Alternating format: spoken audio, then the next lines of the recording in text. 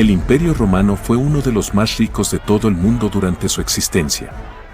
Este imperio existió por 1000 años, y sus niveles de riqueza fueron tan grandes que pudieron tener avances tecnológicos significativos.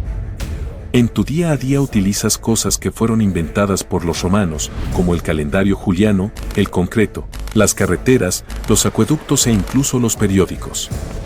El legado de este imperio es tan fuerte que aún se sigue sintiendo en la actualidad. Sin embargo, su gloria no fue eterna. Llegó a desaparecer lentamente por una razón muy específica, la cual eran sus políticas autoritarias. A pesar de que Roma lo tenía todo para seguir prosperando, los gobiernos limitaban muchísimo el progreso de la nación a través de mandatos que eran injustificados en muchos casos. ¿Qué tan grande llegó a ser el Imperio Romano? ¿Qué riquezas lograron acumular? ¿Cómo fue que terminó cayendo? Aquí vamos a profundizar en cada una de esas preguntas, así que si quieres saber cómo un imperio enorme puede terminar desapareciendo, entonces deberías quedarte viendo este video. El Imperio Romano definió y dominó la historia humana durante siglos. En un momento dado, llegó a representar el 20% de la población mundial, y superaba ampliamente al resto del mundo en cuanto a tecnología, organización gubernamental, producción y poder militar. El nivel de vida que muchos ciudadanos romanos disfrutaban superaba al de los ciudadanos de otras sociedades de la época. Disfrutaron de tener un ingreso promedio, acceso a servicios públicos, y acceso a otros servicios que no volverían a igualarse hasta el surgimiento de las economías nacionales modernas. Dicho eso, estudiar la historia de las riquezas de Roma no es algo sencillo. Existen muchas limitaciones en este campo de estudio ya que no hay mucha información disponible, aunque los historiadores han empleado sus mejores esfuerzos para tratar de dar sentido a las evidencias que han encontrado. Varias de esas evidencias incluyen los comentarios contenidos en la literatura de la época, los datos arqueológicos, la frecuencia de los viajes por mar y la arquitectura que existía en ese entonces. Es cierto que podría haber inconsistencias debido a la ausencia de más evidencia, pero gran parte de las conclusiones a las que han llegado numerosos investigadores parecen tener mucha aceptación dentro del gremio de los historiadores. Una de esas conclusiones es que la economía romana temprana se basaba principalmente en la agricultura y dependía de la esclavitud. Se cree que cerca del 80% de la población vivía en el campo, y la mayoría se ganaba la vida a través de la agricultura u otros oficios relacionados. El 20% restante de la población probablemente eran esclavos, ya sea por nacimiento, captura o castigo. Algo curioso con respecto a ese último punto, es que la percepción de la esclavitud en Roma era muy distinta a como la entendemos actualmente. Según autores como Peter Turman, los esclavos podían ser liberados para luego reintegrarse con normalidad en la sociedad. Aún así, lo común era que los esclavos pasaran toda su vida haciendo trabajos pesados como minería, agricultura, construcción o transporte. Ahora, no hay que caer en el error de pensar que Roma dependía exclusivamente de la esclavitud para impulsar a su economía, porque no era así. Es cierto que la esclavitud abarcó un gran porcentaje de la estabilidad económica de esta nación, pero no fue lo único que contribuyó. ¿Sigues aquí? ¿Nos haces un favorcito? Ayúdanos a correr este video hasta el final para apoyar este canal. ¿Nos ayudas? Otro elemento clave en el mantenimiento y crecimiento de la economía romana era el sistema que poseía este imperio, el cual se caracterizaba por ser relativamente flexible. Una gran parte de la economía romana funcionaba fuera del alcance y poder del gobierno central. Dicho de otra forma, el mercado operaba naturalmente bajo las fuerzas típicas de la oferta y la demanda, y únicamente solía haber intervención por parte del Estado si las necesidades públicas así lo requerían. Gracias a ello fue que la economía de Roma pudo impulsarse realmente.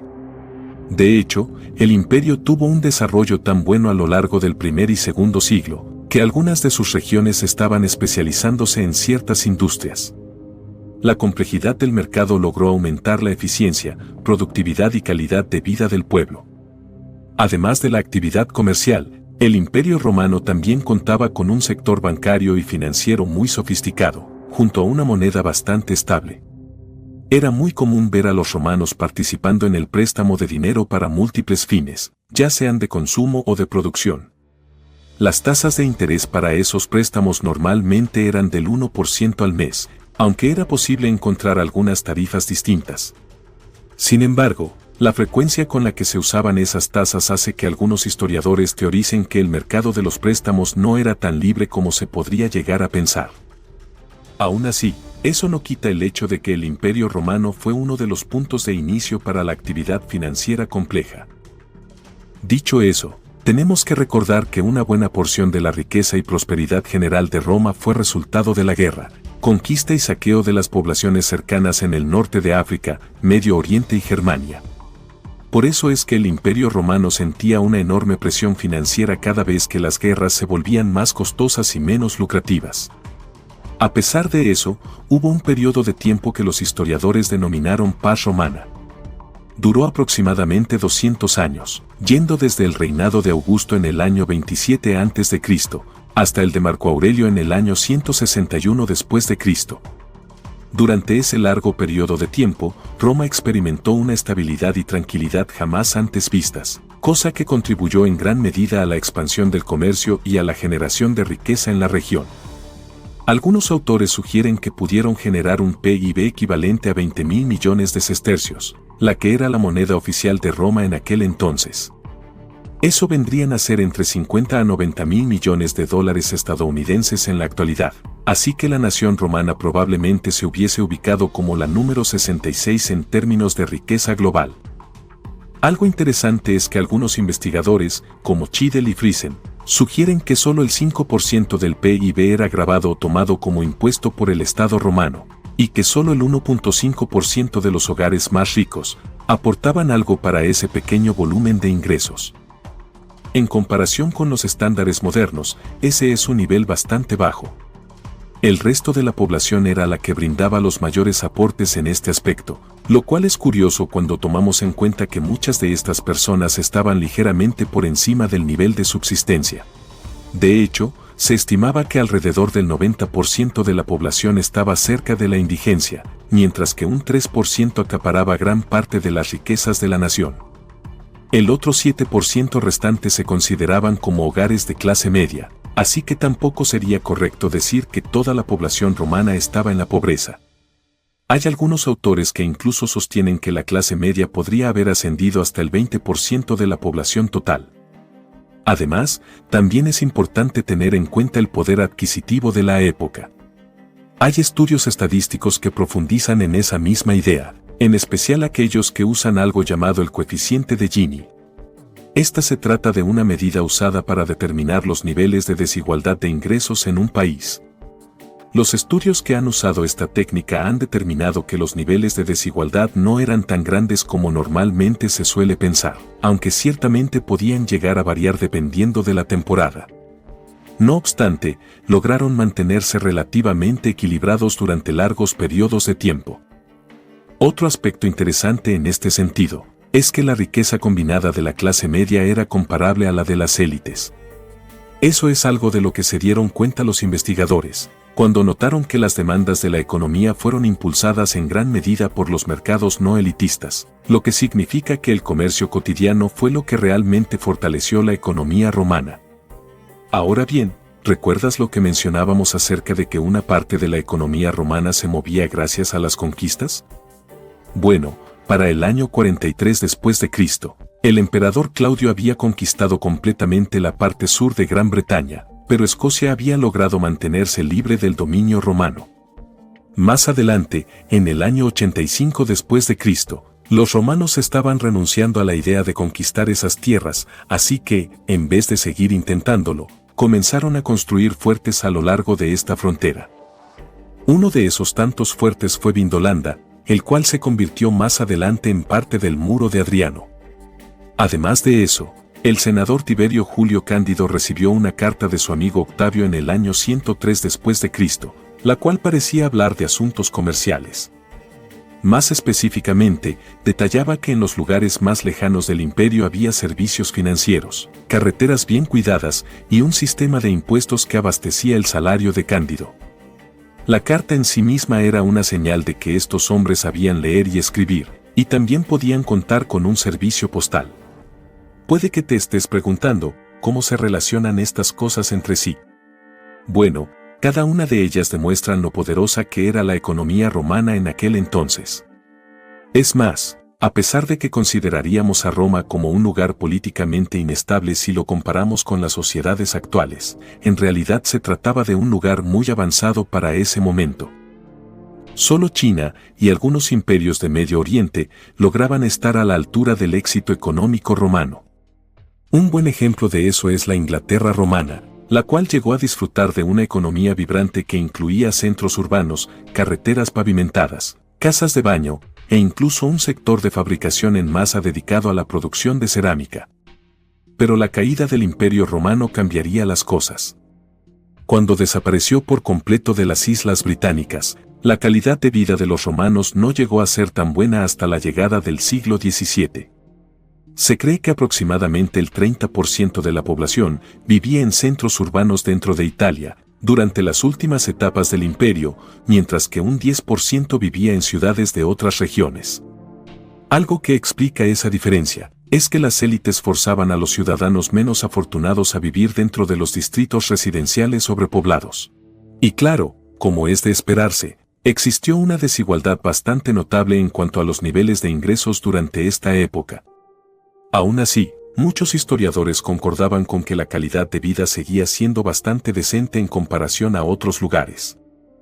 Incluso hay investigadores que afirman que las provincias romanas disfrutaron de una amplia prosperidad económica, ya que el imperio había experimentado un crecimiento de la población durante ese periodo de tiempo. En pocas palabras, la riqueza de las provincias seguía manteniéndose bastante presente, solo que no tanto como había llegado a verse en el pasado. Algunos autores, como Daron Acemoglu y James Robinson, afirman que el origen del colapso del Imperio Romano comenzó mucho antes de lo que se suele asumir, teniendo sus inicios alrededor del año 49 a.C. Resulta que, en aquel entonces, el Estado ya había comenzado a alterar su poder sobre la economía, mientras que el imperio seguía desarrollándose gracias al resto de la población. Es cierto que el Estado estaba dando ciertas libertades, pero había casos en los que llegaban a ser muy autoritarios. Un concepto muy relacionado a lo que estamos discutiendo es el de destrucción creativa, el cual hace referencia al uso de nuevas tecnologías que reemplazan a las antiguas. Este fenómeno normalmente se da a expensas de las élites y los gobiernos, y también de aquellos que controlan las industrias que dependen de las tecnologías más viejas. Un ejemplo actual de la destrucción creativa es Estados Unidos, donde siempre se está innovando a nivel tecnológico sin necesidad de que el gobierno intervenga. Este fenómeno normalmente favorece a las sociedades modernas e incluso benefició mucho a Roma en su momento, pero llegó un punto en el que simplemente dejó de darse. Verás, resulta que los avances tecnológicos comenzaron a disminuir significativamente al ir pasando el tiempo. Si bien es cierto que se hicieron avances importantes durante este periodo, como lo son los sistemas de alcantarillado y los acueductos, estos se basaban mayormente en tecnologías existentes que los romanos solo se limitaron a perfeccionar.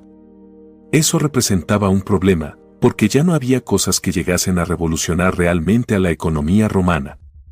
Curiosamente, la razón por la cual dejaron de existir avances tecnológicos fue el propio Estado. Su capacidad para crear y difundir tecnologías es algo muy beneficioso, aunque siempre existe la posibilidad de que el Estado decida paralizar todo el progreso. Eso fue algo que se vio en muchos lugares distintos, y el Imperio Romano no fue la excepción a esa regla. Por ejemplo, las ruedas hidráulicas nunca recibieron suficiente apoyo como para convertirse en algo revolucionario, y los diseños de los barcos permanecieron estancados en gran medida, porque los romanos nunca capitalizaron la invención del timón. Otro buen ejemplo de esto es un caso discutido por Plinio el Viejo. En aquel entonces, hubo un hombre que tuvo una audiencia ante Tiberio para mostrarle que había inventado un vidrio súper resistente. Hizo una demostración en la cual todos vieron que el vidrio solo se abollaba, y que podía repararse con un simple martillo. Tiberio le preguntó al hombre si alguien más sabía acerca de este invento o cómo fabricarlo, a lo que el hombre respondió que no. Luego de su respuesta, Tiberio mandó a ejecutar al hombre por temor a que el nuevo invento se volviera más valioso que el oro o la plata, devaluando así la moneda. Este suceso muestra el papel del Estado en el control y la obstaculización de la tecnología. resulta curioso ver cómo los inventores de la actualidad aún deben recibir el permiso del gobierno para emitir patentes, aunque ahora estos sistemas están más orientados a incentivar los avances en la tecnología. Esto es porque gran parte de las naciones modernas son políticamente inclusivas en cuanto a ciencia, teniendo una amplia participación en la formulación de políticas que promuevan el desarrollo. En términos generales, se ha entendido que ninguna gobernanza puede anular o rechazar cosas que podrían beneficiar a la sociedad. Pero bueno, volviendo al punto central, el emperador César fue el que socavó las libertades políticas que poseían los romanos, para que fuese la élite y los emperadores los que tuvieran la última palabra en todas las cosas. Esto entorpeció el avance tecnológico necesario para crecer y mantener a una nación próspera. Por eso, algunos historiadores argumentan que las cosas hubiesen sido mucho mejores si se hubiera restaurado la República Romana. Señalan que las instituciones pluralistas seguramente se habrían vuelto más poderosas, permitiendo así la exploración tecnológica que habría beneficiado a la población. Pero ya sabemos lo que terminó ocurriendo al final. Las élites colocaron límites que eventualmente estancaron a la economía romana, llevando al imperio a sus ruinas. En conclusión, el Imperio Romano definitivamente llegó a ser uno de los más poderosos de toda la historia de la humanidad. Se caracterizó por tener una riqueza inimaginable, una banca compleja y un comercio bastante sofisticado. Lamentablemente para los romanos, su sistema político fue lo que terminó paralizando el desarrollo de su nación al punto de hacerla desaparecer. Pese a ello, sus logros se llegaron a sentir a lo largo de muchas generaciones tras su caída. Incluso en la actualidad se sigue sintiendo su legado a través de cosas como el uso del concreto, los números romanos o incluso los calendarios. Te felicito por llegar al final de este video, eres genial, aquí está otro video que nos encantaría que vieras. Espero que te haya gustado muchísimo. Que no se te olvide ir a la descripción de este video, donde tenemos recursos importantísimos para que compres tu casa, repares tu crédito y elimines tu deuda hasta un 50%. Además, si quieres invertir en bienes raíces, también tenemos todos los recursos que necesitas para iniciar. Gracias y un saludo muy grande.